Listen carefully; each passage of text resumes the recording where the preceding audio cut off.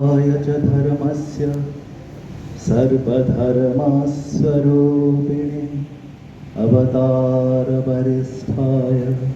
रामकृष्णाय ते नमः। श्री श्री ठाकुर, श्री श्री माँ एवं स्वामी जी महाराज जी की प्रणाम। प्रणाम पूजनीय श्रीमद स्वामी गौतमानंद जी महाराज जी रामकृष्ण मठ ও মিশনের সংঘাধ্যক্ষ, তার চরণে আমার আভূমি প্রণিপাত। এই মঞ্চে এবং তার নিচে যারা উপস্থিত আছেন সমস্ত সন্ন্যাসীদের জন্য আমার শুদ্ধ নমস্কার, প্রণাম। ভক্তদের উদ্দেশ্যেও সশ্রদ্ধ প্রণাম, নমস্কার।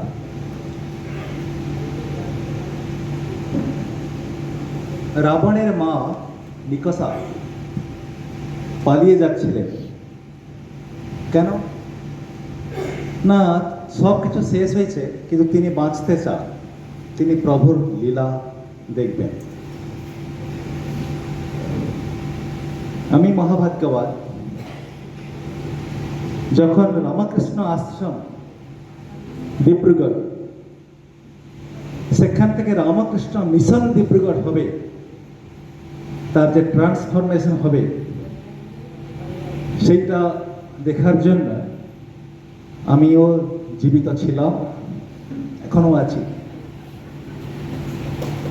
সেই সময়ে যখন কাজগুলো হচ্ছিল, আমার মনে আছে, আজকেও তিনি উপস্থিত আছেন, ডক্টর সৈকত পাত্র, দেবযান গাঙ্গুলি। আমরা এদেরকে নিয়ে বেলুমঠে বারবার যেতাম যে কি করে এটা রামকৃষ্ণ আশ্রম, রামকৃষ্ণ মিশন হতে পারে। সেই মহারাজদেরকে, যাদের আশীর্বাদে সম্ভব হলো,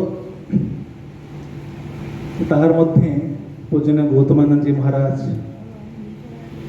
একজন। সেই মহারাজ আজকে এই মঞ্চে উপস্থিত হয়ে আছেন, আমাদের মহাভাগ্য। এখানে আরো অনেক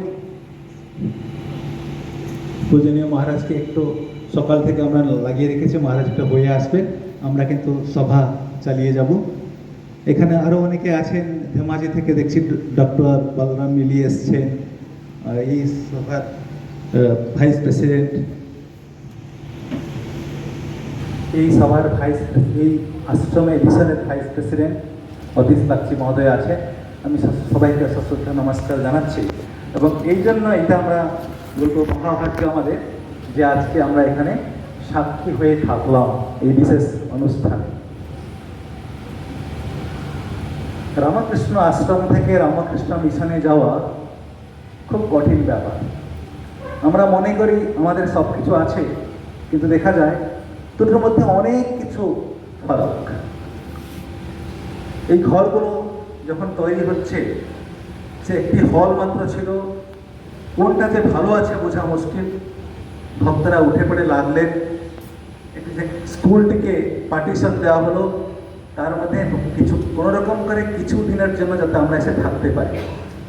কেন, যারা সেবা দেবে তাদের যদি থাকার মতো জায়গা না থাকে, তারা কি করবে? সেবা দিতে গেলে তার একটা মিনিমাম ইনফ্রাস্ট্রাকচার লাগে। লাইব্রেরি খুলবো, সেখানে আলমিরা থাকবে না, হয় না। ডাক্তারখানা, রোগী সেবা করব, সেখানে আমাদের ব্লাড প্রেশার মাপার যন্ত্র থাকবে না, রোগী বসার জায়গা থাকবে না, তাহলে কি করে করব? ইনফ্রাস্ট্রাকচার এই উদ্দেশ্যে যে কেউ, আমরা খালি মনে করছি বিল্ডিং, তা নয়। বিল্ডিং চাই, মানুষ চাই। যা কিছু চালাতে গেলে প্রথমে মানুষ চাই। আবার যে মানুষগুলো আসবে, তারা একটু জল খাবে, তারা একটু বাথরুম যাবে, তারা খিদে পেলে দুটো খেতে পাবে, সবটাই প্রয়োজন ছিল। এই সেদিন দেখতে দেখতে প্রথমে একজন সরোজ মহারাজ এসেছিলেন, দ্বিতীয় বোধানন্দ, হ্যাঁ সরোজ মহারাজ, দ্বিতীয় বোধানন্দ ছিলেন, হ্যাঁ তত্ত্ববোধানন্দ। যে কোনো কারণে তিনি আজকে আমাদের সংঘ থেকে উনি অন্যত্র গেছেন। তারপরে বেদশরণজি এলেন, তারও সেই স্বপ্ন কিভাবে এটিকে আরও বেশি বাস উপযোগী করা যায়, to make it more habitable. আজকালকার মানুষে যে অবস্থায় থাকে, আমরা যদি সেরকম একটু করে না দিতে পারি, তাহলে কোনো রকম একটা মানুষকে ধরে নিতে পারি, সে একবার আসবে, তারপরে আর আসতে চাইবে না। প্রত্যেকের লিভিং স্ট্যান্ডার্ড একটু পাল্টেছে। বাথরুমে গেলে আমাদের একটা কোমোড লাগছে, কোথায় বসতে গেলে একটু চেয়ার লাগছে। এখানে যে নিচু জায়গা আমরা যেখানে বসেছি, এটাকে একটু মাটি ভরে উঁচু করা হয়েছে। অনবরত কাজ চলছে যে আমরা if we do not adapt to the present times, we have to perish. Adapt আর পেরিশ, দুটোর মধ্যে আমাদেরকে বেছে নিতে হবে। যেমন আছে তার সঙ্গে মানিয়ে চলবো কোনো রকম, না will try to expand. Swamiji বলেছেন এক্সপানশন ইজ লাইফ। আমাদেরকে যেমন আছে সেরকম করে রেখে দিলে সেটা হচ্ছে মৃত্যুর সমতুল্য। আমাদেরকে এগোতেই হবে। আমরা অন্ধকারে ছিলাম, ইলেকট্রিসিটি ছিল না, এখন ইলেকট্রিসিটি এসছে, ফ্যান হয়েছে, ফ্যান করে জায়গায় জায়গায় এসি লাগছে। সময়ক্রমে আমরা বুঝেছি আমাদেরকে এইভাবে এগিয়ে যেতেই হবে। তো এই ইনফ্রাস্ট্রাকচার আমাদের যখন যে বাড়িটি আজকে তৈরি হলো, সেখানে তারা থাকবেন যারা সেটা প্র্যাকটিস করেন, যেটা তারা বলে প্র্যাকটিস বাট দ্য প্রিচ। সেই যদি তাদের প্র্যাকটিস করতে গিয়ে দিন রাত সময় চলে যায়, কিভাবে থাকবো, মাথার উপর একটা ছাতা নিয়ে বসে থাকবো, জল আনার জন্য ব্রহ্মপুত্রে যাব, তাহলে সাধারণ ভোজন আর হবে না। সেই জন্য সেই ইনফ্রাস্ট্রাকচার দরকার ছিল। তারা দুটো খেতে পাবে, থাকতে পাবে, নির্বিঘ্নে নিশ্চিন্তে যেন সাধারণ ভোজন করতে পারে। শুধু সাধুদের সাধারণ ভোজন করলে হবে তাইতে সীমাবদ্ধ থাকলে তো হবে না। ভক্তরা আসবে, তাদের প্রার্থনার একটু জায়গা দরকার। ছোট ছোট ছেলেমেয়েরা আসছে এখানে, তাদের পড়াশোনার একটু জায়গা দরকার। ডাক্তারদের একটু সেবা চলছে এখানে, সেটাও প্রয়োজন আছে। এই করে আমাদের এটাকে এগিয়ে নেওয়া হচ্ছে।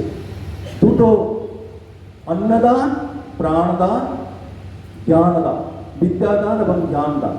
তো আমরা সবটা করার চেষ্টা করছি, কিন্তু তার সর্বপ্রথম প্রয়োজন হচ্ছে বেসিক ইনফ্রাস্ট্রাকচার। আমি দিব্য বিভানন্দকে অভিনন্দন জানাবো।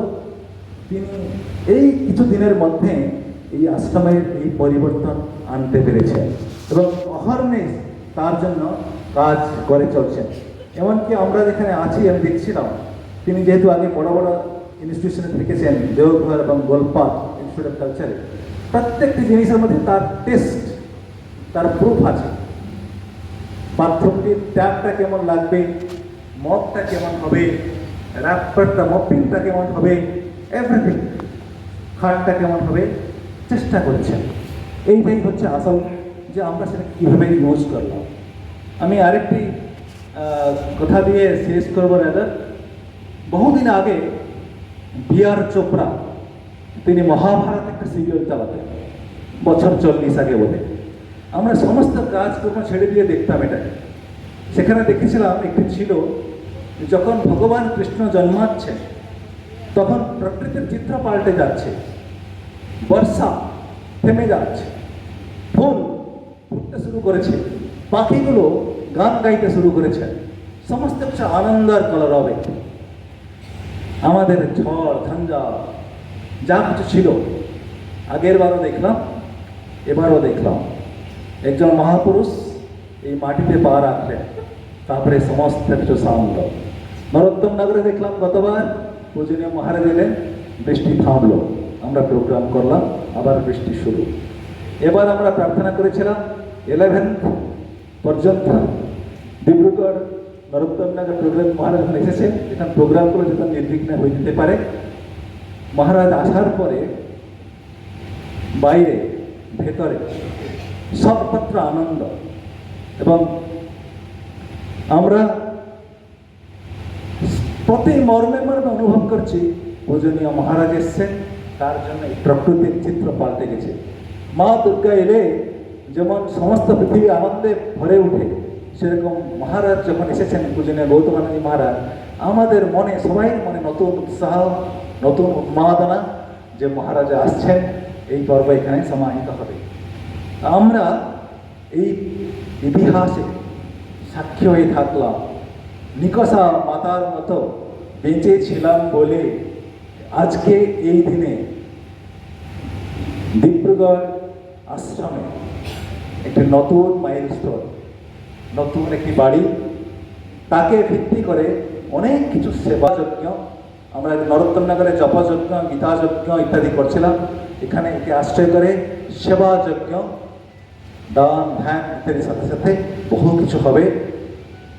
তার মধ্যে আপনারা অনেকেই দান করেছেন। সেই গরিব ব্রাহ্মণের মতো যে স্বামীজির গল্প আছে, সেই যে গরিব ব্রাহ্মণ যে না খেয়ে এমন কিছু দিয়েছিল, আর যাতে সেখানে একটা অ্যাসিড বেজি গড়াগড়ি দিয়েছিল, তাতে তার শরীরটা আধা সোনা হয়ে গিয়েছিল। ঠিক সেরকম আমরা যারা আপনারা যে যেভাবে দান করেছেন, শ্রম দান করেছেন, অর্থ দান করেছেন, নিজের পেট কেটে টাকা দিয়েছেন সাধ্যমতো, তাদের উপরে ভগবান শ্রীরামকৃষ্ণ, শ্রী মা শারদা এবং স্বামীজি মহারাজের আশীর্বাদ অবিরত বর্ষিত হোক, এই প্রার্থনা। আমরা ধন্য, প্রভুর আশীর্বাদ পেয়েছি, পেতে থাকব। প্রভু করুন আমরা যেন মৃত্যু পর্যন্ত তার কাজে সহযোগী হয়ে থাকতে পারি। জয় ঠাকুর, জয় মা, জয় স্বামীজি।